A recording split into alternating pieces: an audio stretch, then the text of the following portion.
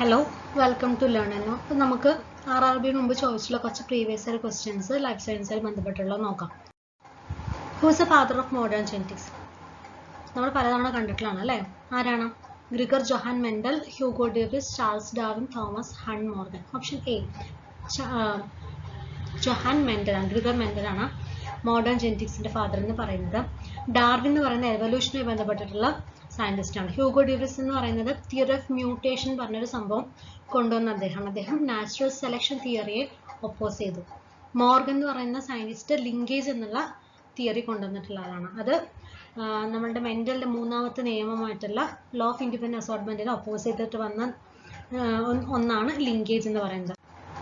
Mental worked on എന്തിലാണ് അദ്ദേഹം work ചെയ്തത്? Garden പീലാണ്. എല്ലാ പീയും കൊടുത്തിട്ടുണ്ട്. ഗാർഡൻ പീലാണ് പൈസൺ സാറ്റിൻ. അടുത്ത question, the unit of heredity in our body is called. Unit of heredity എന്ന് പറയുന്നത് ഏതാണ്? അത് ജീനാണെന്ന് നമ്മൾ പഠിച്ചിട്ടുണ്ട് അല്ലേ? ക്രോമസോമും DNA ന്യൂക്ലിയസും ഒന്നും അല്ല, ജീനിൽ കൂടെയാണ് ഹെറിറ്റൻസ് നടക്കുന്നത്. Genes are made up of. Genes എന്ന് പറഞ്ഞാൽ എന്തുകൊണ്ടാണ് ഉണ്ടാക്കിയിരിക്കുന്നത്? Nucleic acid, proteins, carbohydrates, lipids. Genes ഉണ്ടാക്കിയിരിക്കുന്നത് ന്യൂക്ലിക് ആസിഡ് കൊണ്ടാണ്. ജീൻ എന്ന് പറയുന്നത് ഫണ്ടമെന്റൽ യൂണിറ്റ് ഓഫ് ഹെറിഡിറ്റി നമ്മൾ പറഞ്ഞു.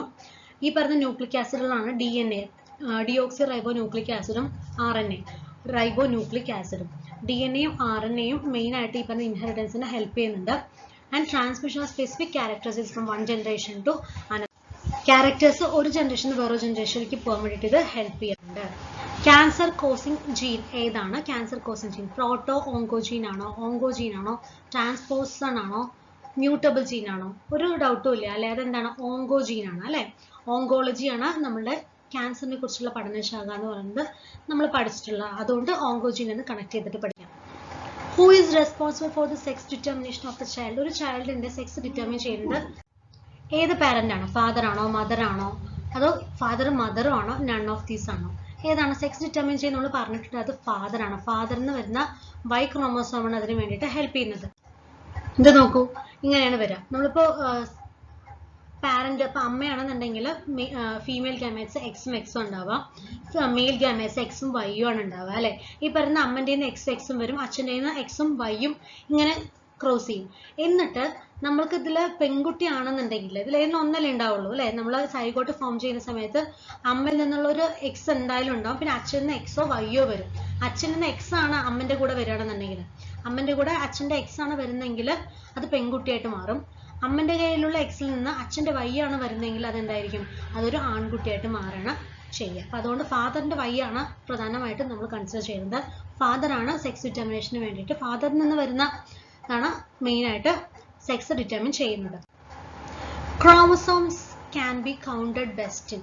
ക്രോമസോംസ് നമുക്ക് കൗണ്ട് ചെയ്യാൻ പറ്റുന്നത് ഏത് ഫേസിലാണ്? നമുക്കറിയാം സെൽ ഡിവിഷനിൽ രണ്ടെണ്ണം ഉണ്ട്, മൈറ്റോസിസും മിയോസിസും. അതിലെല്ലാത്തിലും നമുക്കറിയാം PMAT അല്ലെ? പ്രോഫേസ്, മെറ്റാഫേസ്, അനാഫേസ്, ടീലോഫേസ് പോലുള്ള പ്രോസസ്സുകളുണ്ട്. PMAT മാത്രമേ ഇതിലുണ്ടാവുള്ളൂ, മൈറ്റോസിസിൽ ഉണ്ടാവുള്ളൂ. മിയോസിസിലാണെന്നുണ്ടെങ്കിൽ PMAT രണ്ടെണ്ണം നടക്കും. P1 M1 A1 T1 ഉം P2 M2 A2 T2 നടക്കും അല്ലെ? അപ്പൊ ഇതിൽ ക്രോമസോമുകൾ ബെസ്റ്റ് ആയിട്ട് കൗണ്ട് ചെയ്യാൻ പറ്റുന്ന ഫേസ് എന്ന് പറയുന്നത് മെറ്റാഫേസ് ആണ്. ക്രോമസോം എന്ന് പറയുന്നത് they are the genetic material present in all cell. എല്ലാ സെല്ലിലും കാണപ്പെടുന്ന ജെനറ്റിക് മെറ്റീരിയൽ ആണ്. അത് ന്യൂക്ലിയസിനകത്താണ് ഉണ്ടാവുക. ഒരു യൂക്കാരിയോട്ടിക് സെല്ല് പറഞ്ഞു കഴിഞ്ഞാൽ അത് ന്യൂക്ലിയസോടെ പ്രസന്റ് ആയിരിക്കും, ട്രൂ ന്യൂക്ലിയസ് ആയിരിക്കും. അതിനകത്താണ് ഈ പറയുന്ന ക്രോമാറ്റിൻ റെറ്റിക്കുലം എന്നൊക്കെ നമ്മൾ പഠിച്ചിട്ടല്ലേ ഈ ന്യൂക്ലിയസ് കിടക്കുന്നത്. They are thread like structure ആണ്. അതിൽ each chromosome of the eukaryotic cell, അതിൽ ഓരോ ക്രോമസോമിനും എന്തുണ്ടാവും? DNA അതുമായി ബന്ധപ്പെട്ടുള്ള പ്രോട്ടീൻസ് ഉണ്ടാവും. ആ പ്രോട്ടീൻസിന് പറയുന്ന പേരാണ് ഹിസ്റ്റോൺ പ്രോട്ടീൻസ്. നമ്മൾ ന്യൂക്ലിക് ആസിഡ് സെപ്പറേറ്റ് ആയിട്ട് പഠിക്കുന്നുണ്ട് കേട്ടോ, അത് വേറെ ടോപ്പിക് ആയിട്ട് തന്നെ വരുന്നുണ്ട്. Increase of age decreases. Age കൂടുമ്പോൾ എന്ത് കുറയും? ക്രോസ് ഓവർ ആണോ, ലിങ്കേജ് ആണോ, പോളിപ്ലോയിഡി ആണോ, മ്യൂട്ടേഷൻസ് ആണോ? ഏജ് കൂടും. Increase of age decreases crossing over. Crossing ഓവറോടെ കുറയ്ക്കുക ചെയ്യുക. ക്രോസിംഗ് ഓവർ എന്ന് പറയുന്നത് which is exchange of genetic material between non sister chromatids of homologous chromosomes. നമ്മൾ പറഞ്ഞു അല്ലേ, ഇങ്ങനെ രണ്ട് ക്രോമസോമുകൾ ഉണ്ടെന്നുണ്ടെങ്കിൽ ഈ രണ്ട് ക്രോമസോമുകളുടെ ഒരു ഭാഗം അല്ലെ, ഈ ചെറിയ പോർഷൻ അത് എന്ത് ചെയ്യും? അങ്ങോട്ടേക്ക് മാറും. ഇവിടെ നിന്ന് ഈ ബ്ലൂ ഇങ്ങോട്ടേക്ക് വന്ന ഈ റെഡിന്റെ ഒരു ഭാഗം അങ്ങോട്ടേക്ക് പോകും. ഇതാണ് ക്രോസിംഗ് ഓവർ എന്ന് പറയുന്നത്. അപ്പൊ ഈ പറഞ്ഞ sister chromatids of homologous chromosome during മിയോസിസിലാണ് ഈ പറയുന്ന നോൺ സിസ്റ്റർ ക്രോമാറ്റിഡ്സ് തമ്മിൽ ഈ ഒരു ചെറിയൊരു പോർഷൻ അങ്ങോട്ടും ഇങ്ങോട്ടും മാറുന്നത്, which result in new allelic combination the daughter cells. അങ്ങനെ നമുക്ക് കിട്ടുന്ന ഡോട്ടർ സെല്ലിൽ വീണ്ടും അത് പ്യുവർ ആയിട്ടുള്ളതിൽ നിന്നും കുറച്ച് വ്യത്യാസമായിട്ടുള്ള പുതിയ ഡോട്ടർ സെല്ലിൽ കിട്ടുമ്പോൾ അതിൽ ഈ കോമ്പിനേഷൻസ് ഡിഫറെൻ്റ് ആയിരിക്കും. ഇങ്ങനെ ഒന്നിലല്ലോട്ടം നടക്കും, ഇങ്ങനെ കുറേ എണ്ണം നമുക്ക് കുറേ വെറൈറ്റീസ് ഓഫ് ഇതുപോലെ കിട്ടും നമുക്ക് ക്രോസിംഗ് ഓവറിലൂടെ.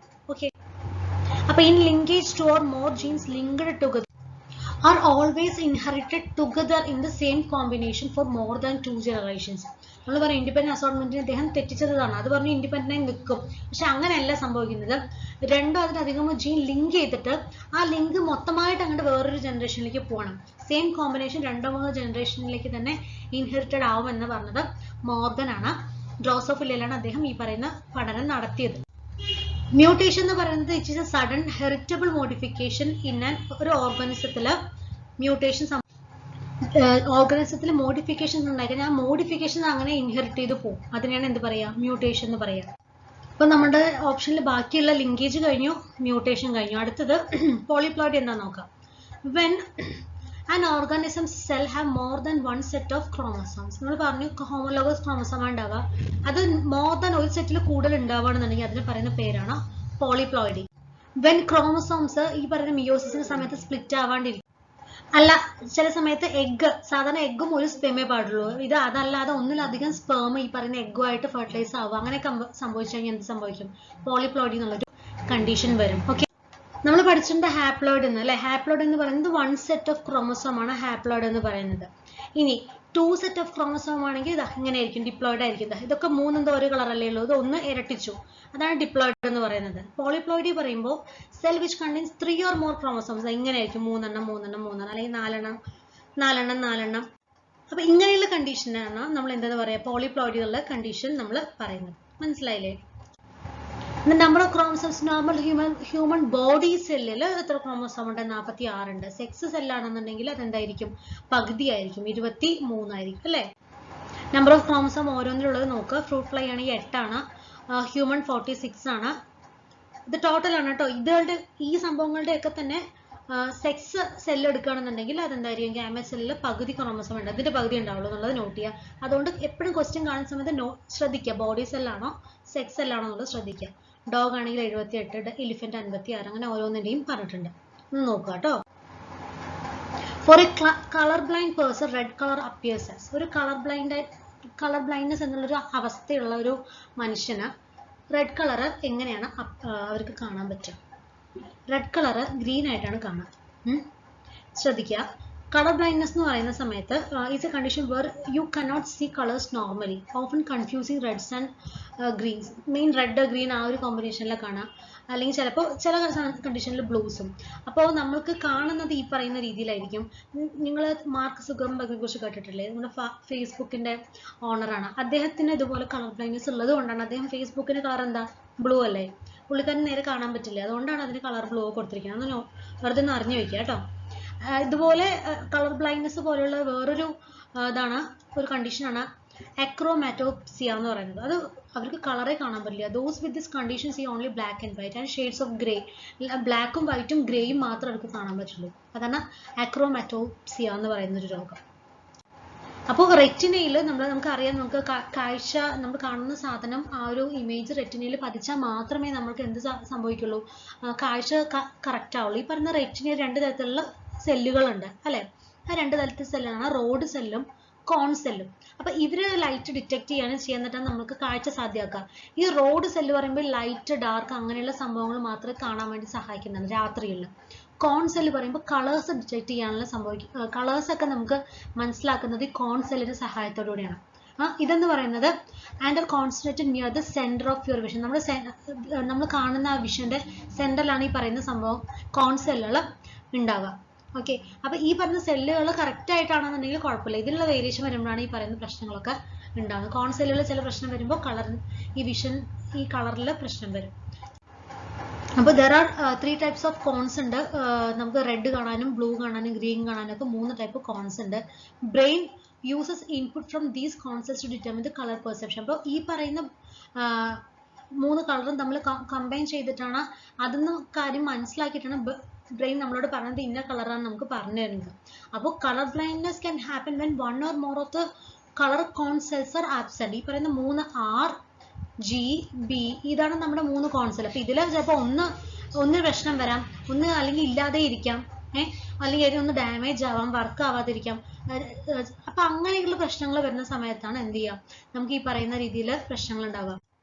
അപ്പൊ സാധാരണ ഉള്ള കളറിനേക്കാളും വേറെ എന്തെങ്കിലും കളറായിരിക്കും നമുക്ക് കിട്ടുക, ഒറിജിനൽ ആയിരിക്കില്ല നമുക്ക് ഐഡന്റിഫൈ ചെയ്യാനായിട്ട് സാധിക്കാം. അപ്പോൾ ഇത്രയാണ് നമ്മൾ പ്രീവിയസ് നോക്കുന്നത്. Thank you.